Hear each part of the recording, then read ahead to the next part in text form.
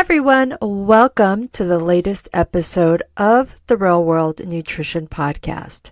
This is episode 145, and this continues the summer series, Debunking Nutrition Myths. This is myth number 6.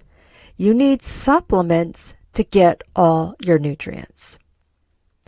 Hi everyone, once again, welcome to another episode of the Real World Nutrition Podcast. I am Shelley, your host and the founder of Real World Nutrition and a registered dietitian nutritionist. And as I said in the intro, I am continuing this special summer series where I am addressing and debunking several common nutrition myths.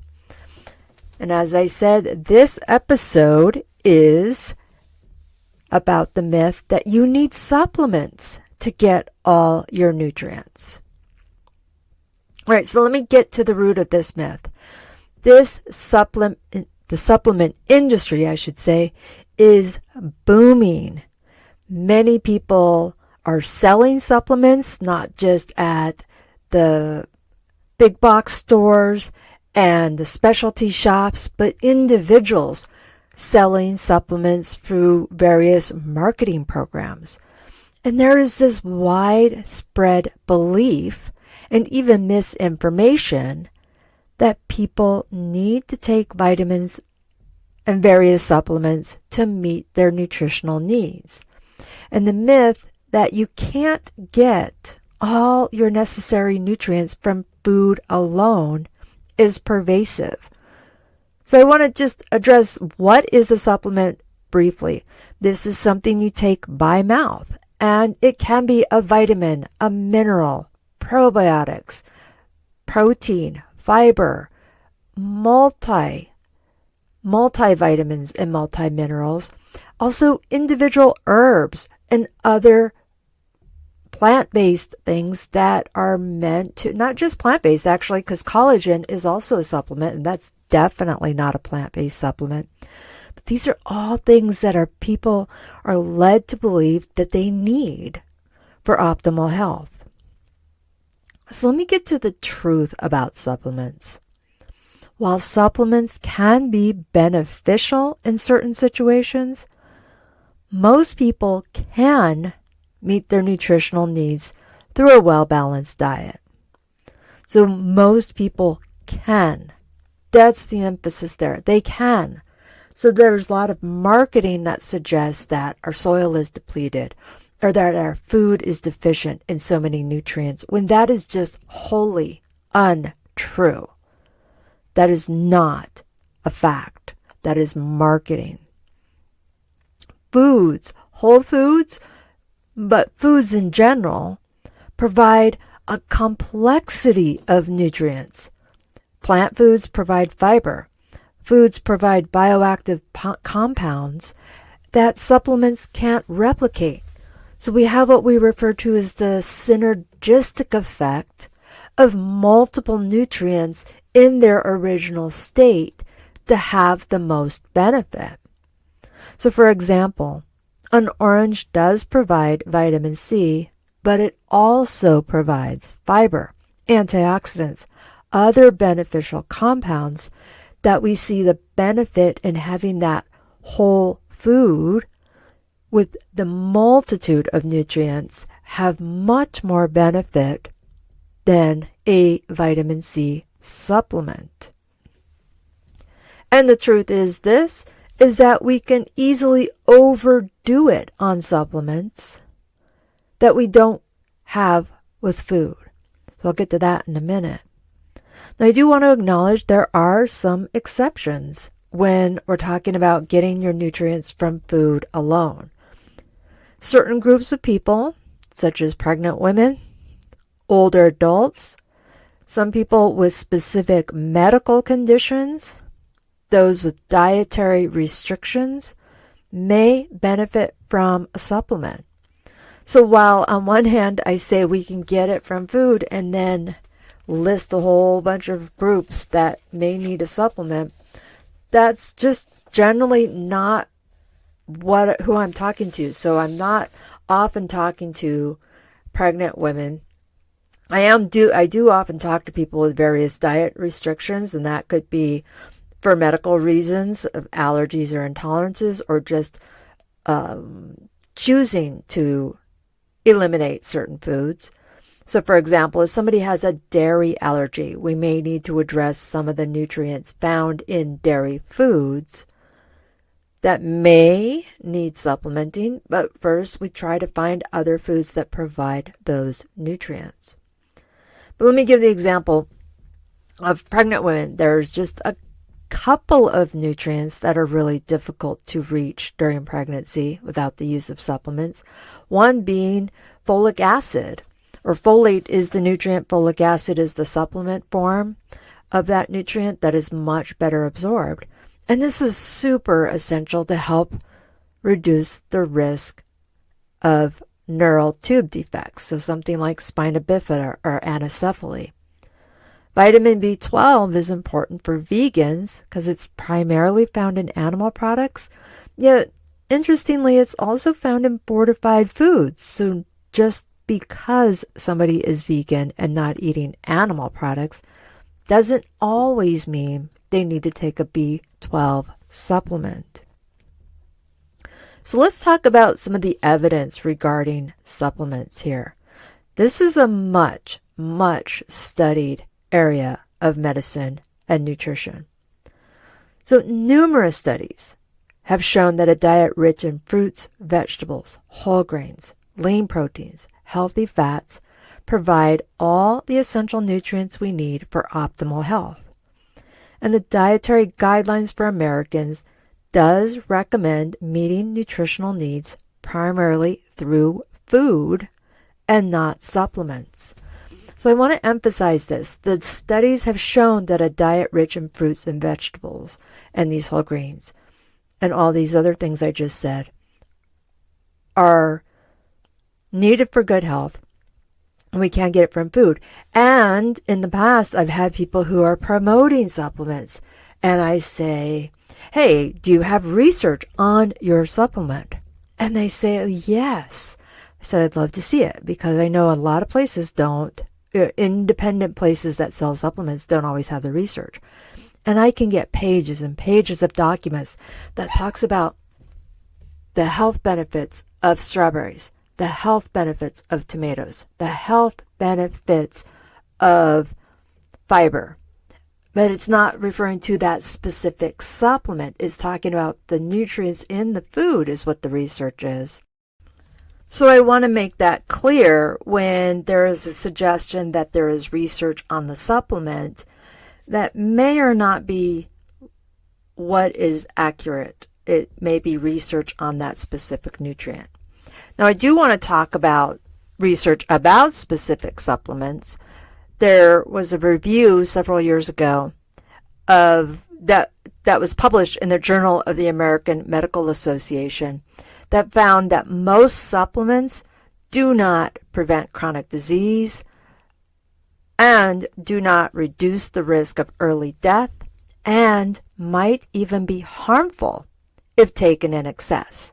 So a lot of people don't realize that excess nutrients from supplements, what we refer to as megadoses, can be really harmful. For example, high doses of vitamin E has shown an increased risk of heart disease. High doses of beta carotene has been associated with an increased risk of certain type of cancer. And very often, I have people who are shocked by this. They are surprised that something that is a nutrient can be harmful. But I have to point out, this is not a normal source, so to speak. Getting that from food, great. But isolating it, making a synthetic version of it potentially, and having high doses is not what we want to have. That said, there are nutrients that can be challenging to get in sufficient amounts from diet alone. The big one that I see very often is vitamin D. There's minimal sources of food with vitamin D, and since the UV light or sun exposure is what helps us make vitamin D in our body. Places with limited sunlight, people who always wear sunscreen, people who rarely go outside, may find that vitamin D supplements may be helpful, but it really needs to be used with caution and based on individual needs. So let me get through some practical tips on what to do if you're considering supplements. Number 1, as I've said already, focus on food first. Aim to get most of your nutrients from a variety of whole foods. So a diet that is rich in fruits and vegetables of various colors, whole grains, lean proteins, and healthy fats provide a broad spectrum of nutrients and are probably providing nutrients we haven't even identified yet. Number 2, know your needs. Understand your specific nutritional needs based on your age, your gender, your health status, your lifestyle. For example, older adults may need more calcium or vitamin D, while athletes might require additional protein, and people who smoke need additional vitamin C. But again, don't take these as supplements unless you know what the overall risk is for you. All right. Number 3, consult a professional. Really, a professional, not a salesperson. So before starting any supplement regimen, any supplement routine, check with a healthcare professional or a registered dietitian, nutritionist like myself to see if there are truly nutrient gaps. This can be done with a blood test, but that's not always how it works. There's some nutrients we can test with a blood test or check with a blood test. Others we can't.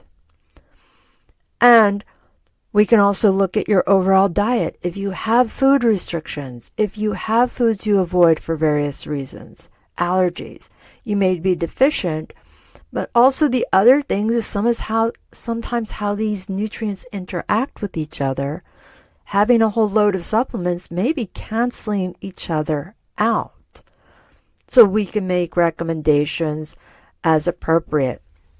Now, I personally will not and do not sell dietary supplements.